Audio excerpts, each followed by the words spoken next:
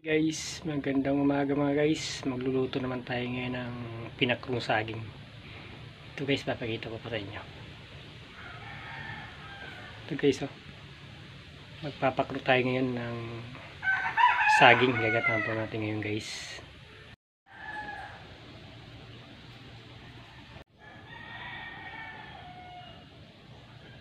Guys, ito na yung kinahid natin ninyo. Inahid na lubi. Guys, ito na po yung saging natin na binalaran na gagawin natin pakro. Ito guys, yung pinakro natin, nagatan ko siya. Okay guys, maglalagay tayo ng kunting asin.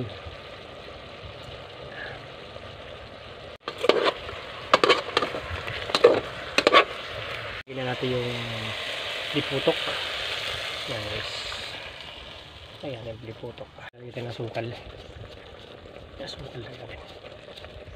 Okay, yan. Ito na yung pinakro natin. Ito na siya. Yan o. Ito na yung pinakro natin. Ito na guys, kaya na tayo ng pinakro. Naglalabay yung asim at alat at tamis. Pag niluluto ko guys ng pinakro, nilalagyan ko ng konting asin at sukal para yung hindi nakakasuya kainin. Kasi pag pinuro mo siya, puro siya asukal linagay mo, masuya kainin. Kaya maglalagay ka ng konting asin para hindi siya masuya kainin. Okay guys, ganito na ang vlog ko.